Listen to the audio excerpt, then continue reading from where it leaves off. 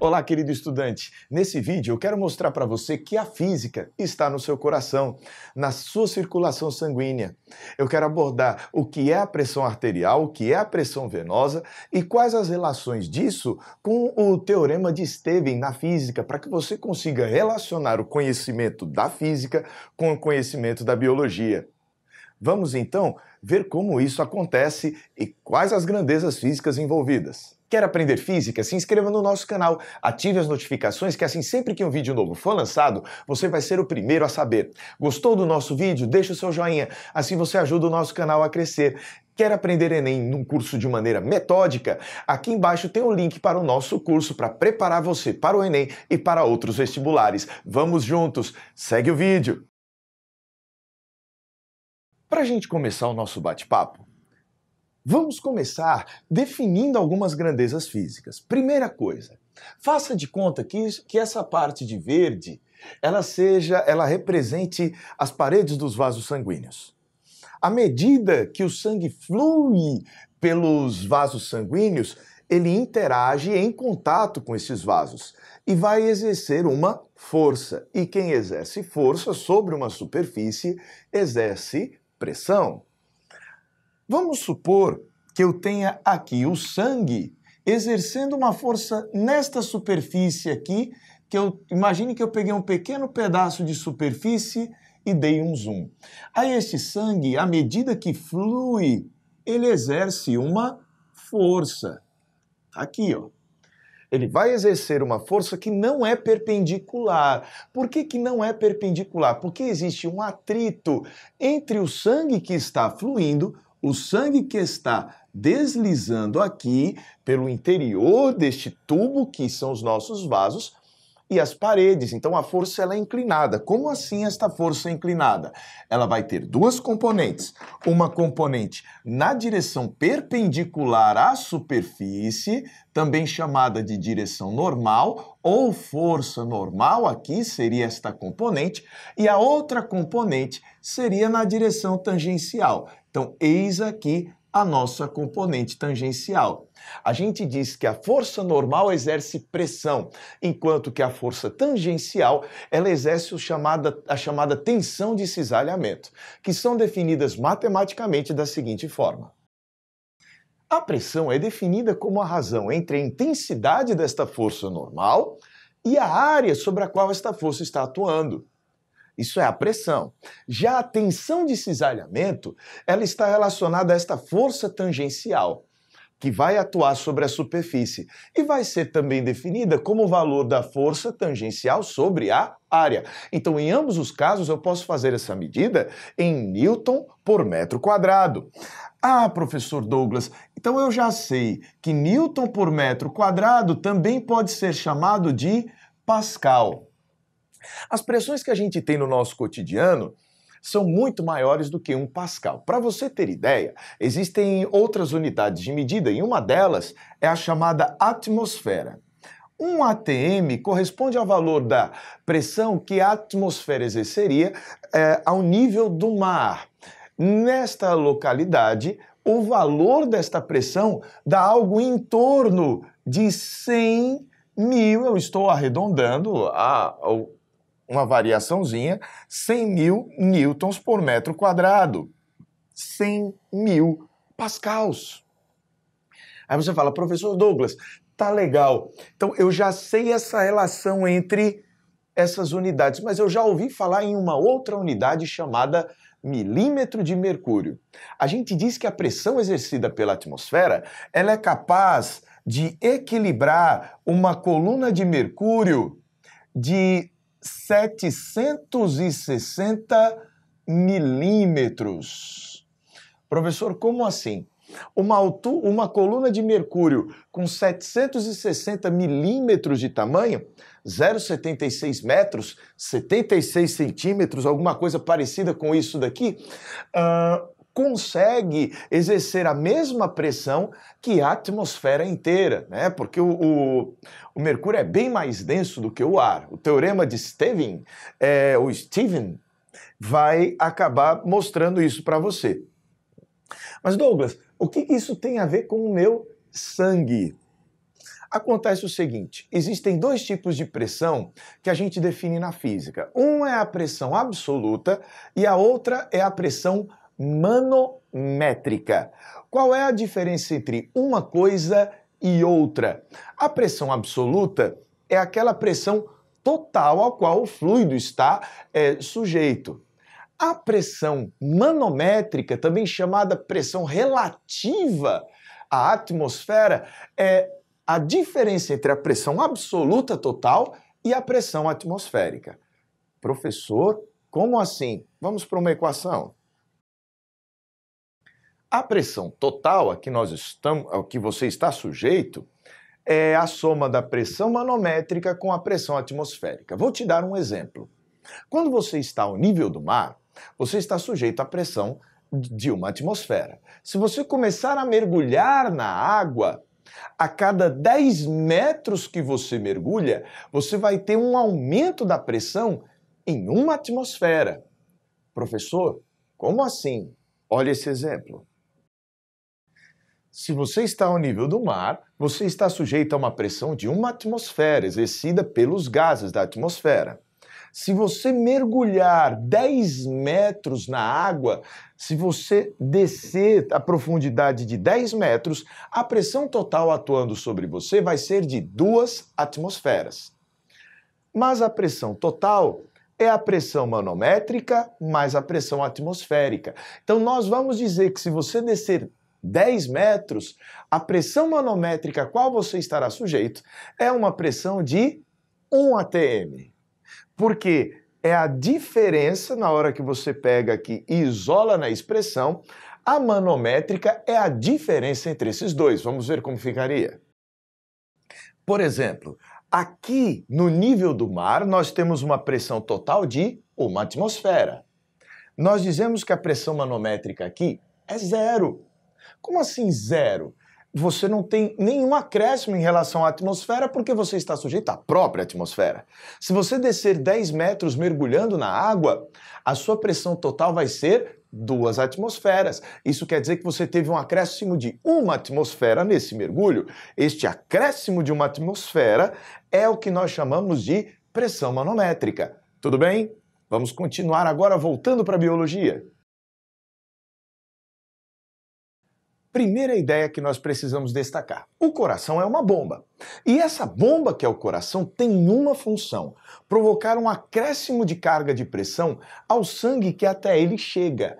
Para quê? Para que esse sangue consiga circular apesar da gravidade e apesar também do atrito viscoso que esse sangue vai tendo à medida que vai passando pelos vasos sanguíneos. Como é que funciona a nossa circulação? Ela é bem complexa. Quando você tem a passagem do sangue pelo corpo, esse sangue deixa o oxigênio para os tecidos e pega o dióxido de carbono. Quando o sangue, então, chega aqui ao nosso coração, ele encontra uma bomba tão perfeita, tão sincronizada, porque existem vários movimentos que precisam ser respeitados aqui. Dentre esses movimentos, vamos começar. Você vai ter aqui a entrada do sangue venoso pela veia cava. Essa entrada do sangue que vem lá dos seus tecidos, cheio de dióxido de carbono, então, dos tecidos do nosso corpo humano em geral, vem tanto aqui por cima como aqui por baixo. Esse fluido, este bendito desse sangue, ele chega também aqui dos tecidos a uma baixíssima pressão. Ele chega a algo em torno de 0 de pressão, 0 milímetros de mercúrio de pressão. Um pouquinho, às vezes, mais, 2 milímetros de mercúrio, mas é aproximadamente 0. Aí o que esse coração vai precisar fazer? Ele vai precisar contrair. E para que essa contração ocorra, você vai precisar de um estímulo elétrico. Em outro vídeo a gente pode falar sobre esse assunto. Mas olha, chega por aqui então, pela veia, este fluido a baixa pressão, a uma pressão de 0. Professor, o que significa pressão de 0? É o que a gente chama de pressão manométrica de 0. Quer dizer que ele está com a mesma pressão que a atmosfera. Não há acréscimo de pressão se a gente comparar com a atmosfera em relação ao sangue que chega por aqui. Este sangue, ao chegar por aqui, ele deve ser impulsionado de tal maneira que ele não volte. Nessa hora, a gente tem aqui o que a gente chama de sistema de válvulas. Esta válvula que a gente vai ter aqui embaixo é chamada válvula tricúspide. Esta válvula aqui. Esta porção aqui do coração é chamada aurícula direita, que é quem vai receber esse sangue venoso que vem dos tecidos do corpo. Nesse momento, quando esse sangue chega, vai ser dado um acréscimo de pressão numa pequena contração aqui que vai impulsionar esse sangue para o ventrículo direito. Neste impulso, a gente tem de garantir que esse sangue não volte. Vai acontecer então a parte interessante, é essa a função da válvula. A válvula, ela permite a passagem do fluido em um único sentido. Se você criar uma pressão inversa aqui, a válvula se fecha. Então, ela não vai conseguir permitir a volta deste fluido. Então, a gente pressiona aqui este fluido, este sangue vem, chega aqui ao nosso ventrículo direito. Aí você vai ter um outro impulso elétrico que vai provocar a contração dessa musculatura aqui do coração, que vai impulsionar este sangue para os pulmões. Este sangue, ainda sangue venoso, né, sangue com pouco oxigênio e muito dióxido de carbono, ele vai se dirigir aos pulmões. Ele está passando por aqui, né? Complexo esse desenho, então vou colocar aqui, ó, pulmão. Você vai ter este movimento aqui para o pulmão. E à medida que este fluido, este sangue vai aos pulmões, por conta do atrito viscoso, né, ele vai perdendo pressão, ele vai passando por vasos cada vez menores e vai acontecer de chegar lá e ele se oxigenar. Esse sangue vai passar pelos pulmões e precisa conseguir retornar ao coração. Ele vai chegar por essas veias pulmonares. Então, bem aqui você tem as tais das veias pulmonares. Então, vem lá do pulmão, recebendo agora este sangue que costumam chamar de sangue arterial, né? Este sangue agora rico em oxigênio, eu estou colocando aqui essa região de vermelho, é por onde vai passar esse sangue rico em oxigênio. Chegou por aqui esse sangue rico em oxigênio, ele vem para a aurícula esquerda. Chegou aqui, vai passar por esta válvula. Esta válvula é chamada válvula mitral.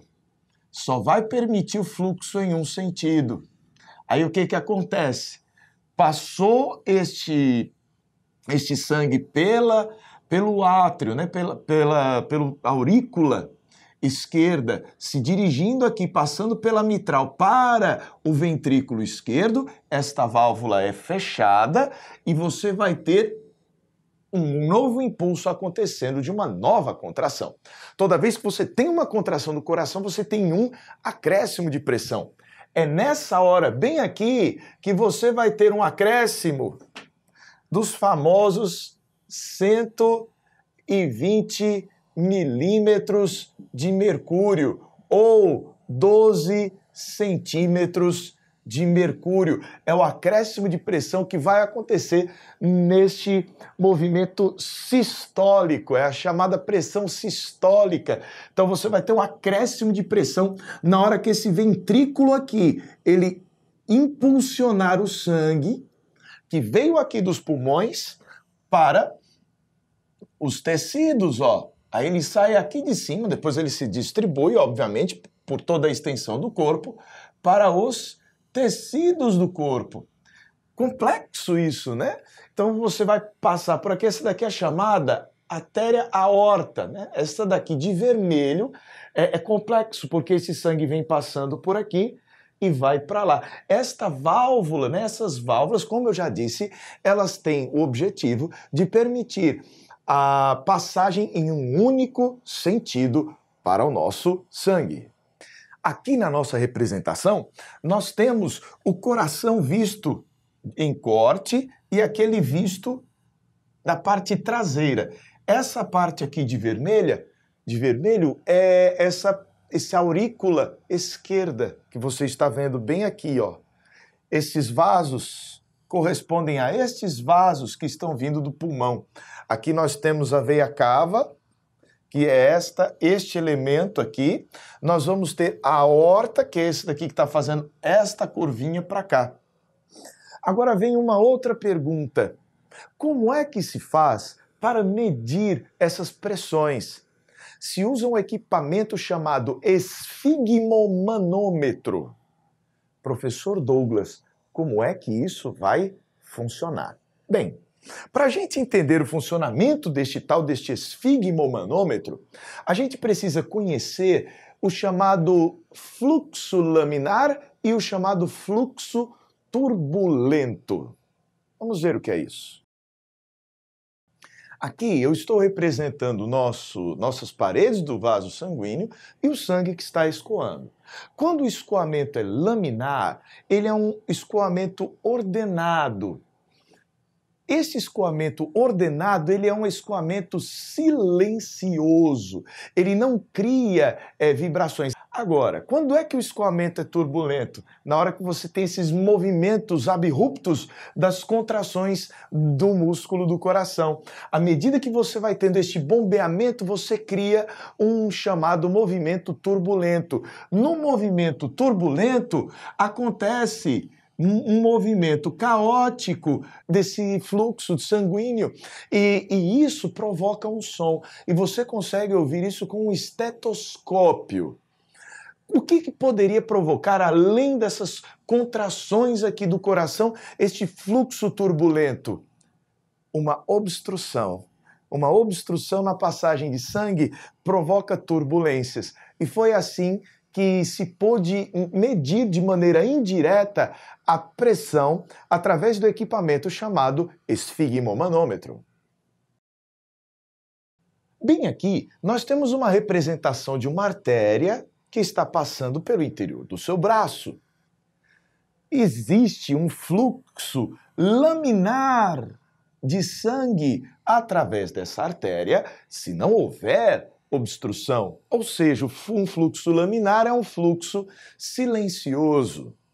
Agora, o que o esfigmomanômetro vai fazer?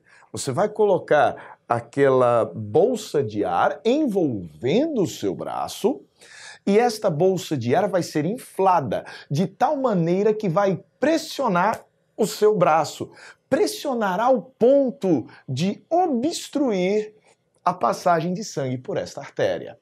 E qual vai ser a consequência disso? Você não vai ouvir pulsação alguma. Acabamos então de bloquear a passagem do sangue usando este esfigmomanômetro. Agora, como é que eu vou fazer para saber qual é a pressão exercida pelo sangue aqui nas paredes da artéria?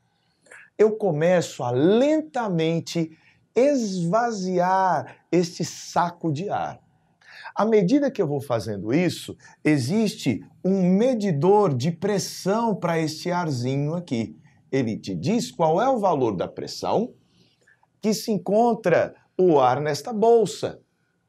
E nós vamos colocar aqui para auscultar. Então, a gente faz de conta que isso daqui é a sua orelha, o seu ouvido. Aí você vai tentar escutar a pulsação sanguínea aqui. Vai chegar uma hora em que você vai esvaziando isso daqui, diminuindo a pressão, e você começa a ouvir a passagem turbulenta deste sangue por aqui. Ele começa a passar. Só que ele passa de maneira turbulenta. Então, nesse valor de pressão, você já conseguiu igualar a pressão feita pelo equipamento a pressão que o sangue está fazendo. Então começou aí é porque eu igualei a pressão do equipamento à pressão do seu sangue. Então você sabe que esta daí é a sua pressão sistólica, que é a maior pressão que você vai ter naquele momento de sístole, né, onde você vai ter a compressão do seu coração. Agora, depois que você tem esse movimento aqui acontecendo, você continua baixando, diminuindo essa pressão, você continua esvaziando e você ainda vai ouvindo essa passagem de sangue acontecendo de maneira turbulenta. Até que chega uma hora que você já não ouve mais. Quando você deixar de ouvir essa passagem turbulenta, é porque o fluxo se tornou laminar. O fluxo se torna laminar quando se atinge a pressão diastólica, que é quando o seu coração está com aquela pressão mais baixa, né? Você tem a sístole e a diástole. Na diástole você tem uma redução da pressão. Então, quando você faz a medição aqui, você vai ter uma primeira medida, que é a pressão sistólica, e a segunda mais baixa, né, a segunda medida que vai ser mais abaixo, é a pressão diastólica. Os valores de referência que se tem como normais é para a pressão sistólica, 12 centímetros de mercúrio, e para a diastólica, 8 centímetros de mercúrio. Isso não quer dizer que algumas variações sejam falta de saúde. Não, isso são valores de referência que se usa para você saber, olha, tá alto, tá baixo. Compara com esses valores que você pode ter uma boa referência. Vai depender também se você desenvolveu atividade física, se você consumiu álcool, fumou, enfim, existe uma série de questões que podem provocar alteração na pressão. Até mesmo a posição do seu braço, dependendo de como ela esteja colocada, se você está contraindo a musculatura ou não, existe toda uma técnica para que se faça a medida correta da pressão arterial para se comparar com os valores de referência. Agora, esses valores são da pressão arterial, que é a mais alta. Existe também a chamada pressão venosa. Vamos ver como é que é isso? A pressão nas artérias é bem maior do que a pressão nas veias. A gente tem aqui duas escalas, uma para a pressão venosa e outra para a pressão arterial. A pressão venosa, ao nível do coração, é 0. O que isso quer dizer? Bem aqui, quando você tem o sangue retornando ao coração, tá aqui, ó, vindo dos tecidos ao coração, pelas veias, você tem uma pressão próxima de 0. Por isso, o átrio aqui vai precisar dar uma contraída para impulsioná-lo aos pulmões. Depois disso, se você chegar e perguntar, professor, então a minha pressão venosa, se eu levantar o braço é negativa? É verdade. Aqui para cima você teria uma pressão negativa. É por isso que se você levantar o braço e deixar o braço levantado por muito tempo, você vai tendo aquela sensação de formigamento, porque o seu corpo não foi projetado para ficar de braços levantados. Bem, agora, a pressão arterial do sangue nas artérias e a pressão venosa são bem maiores lá próximo do pé. Por que próximo do pé a gente vai ter pressão maior? Por conta da gravidade. Isso aqui nós estamos pegando o indivíduo em pé. Se você deitar, o comportamento da pressão no seu corpo todo vai mudar. Por quê? Porque você deixaria de ter a influência da gravidade. Então, aqui próximo do seu calcanhar, a pressão vai atingir algo em torno de 90, 100 milímetros de mercúrio. A pressão aqui no nível do seu braço, quando você vai medir a sua pressão arterial com o esfigmomanômetro, você encontra valores na ordem de 120, de 80, dependendo se é sístole ou diástole, né? Aqui a gente está pegando valores médios de referência. Então, de qualquer forma, quanto mais ao alto, menor a pressão, tanto a venosa quanto a arterial. E também, agora, se você deitar, a sua pressão vai ter uma variação significativa o quão mais distante do coração você pegar o tecido, o órgão em questão. Então, quanto mais distante do coração, se a gente puder avaliar, né, desprezar a gravidade, o que diminuiria a sua pressão, tanto venosa quanto arterial, seria a distância do coração.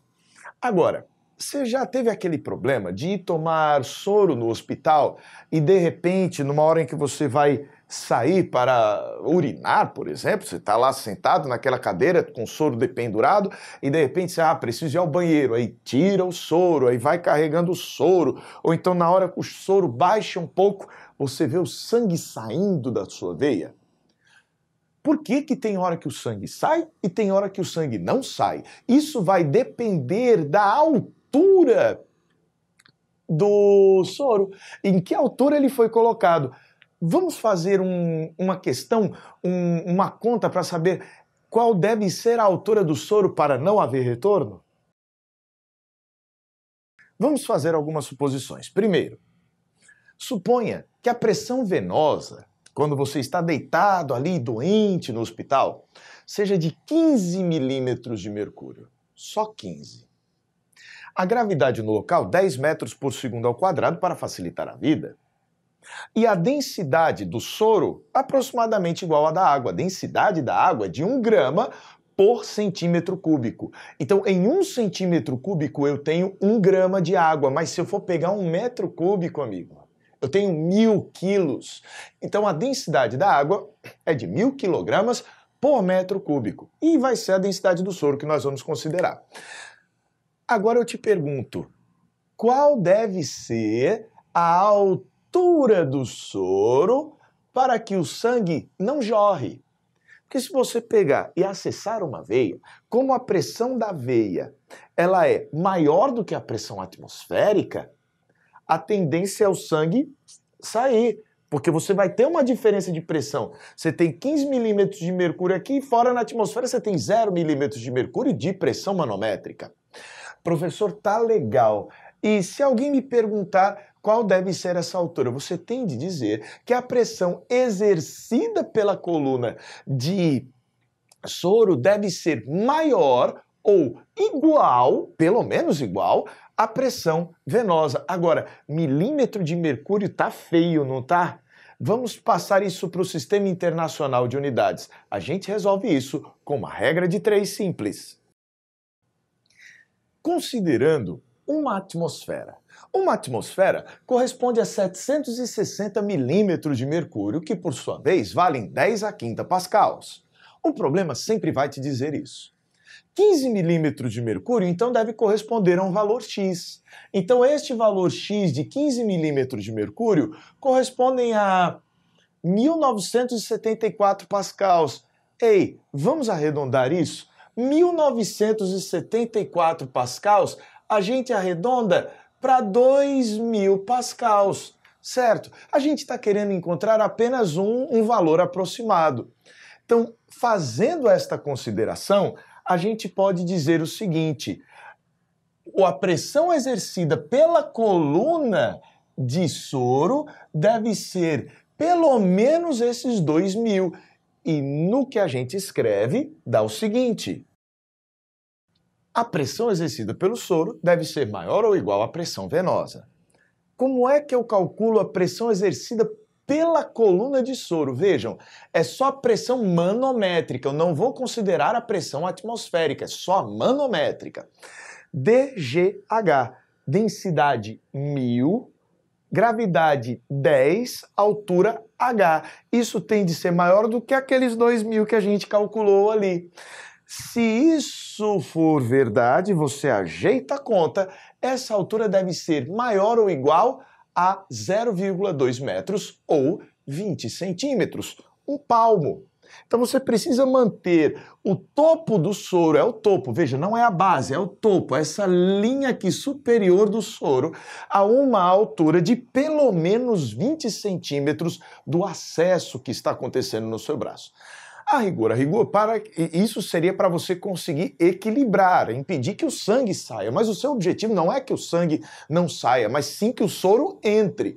E entre com uma certa rapidez, com uma certa agilidade. Para você conseguir que isso aconteça, você precisa colocar uma altura bem maior do que 20 centímetros. Em geral, essa altura fica entre 80 centímetros e 1,20 m. né? Quanto maior a altura, maior vai ser o fluxo, mais intenso vai ser o fluxo, porque você vai ter um acréscimo de pressão. Então, física é isso. Agora, se a gente consegue segurar um soro de 20 centímetros, né, com a nossa pressão venosa, e se fosse a pressão arterial, se a gente conseguisse ter acesso a uma artéria, que é bem mais difícil, aí você conseguiria, você ia precisar de um soro bem mais alto, mais de 1 metro de preferência, para conseguir segurar a sua pressão, mesmo que fosse a diastólica. Bem, com isso, a gente viu a relação entre a questão da pressão, do uso do soro, de como funciona a medida, que a gente ia equilibrando até ouvir o som da passagem do sangue no esfigmomanômetro. Amei esse nome, achei sensacional. Ficamos então por aqui. Se você gostou do nosso vídeo, deixe o seu joinha. Se você gostar de vídeos como esse, se inscreva no canal e ative as notificações, que sempre que um vídeo novo for lançado, você vai ser o primeiro a saber. Vamos juntos, até mais!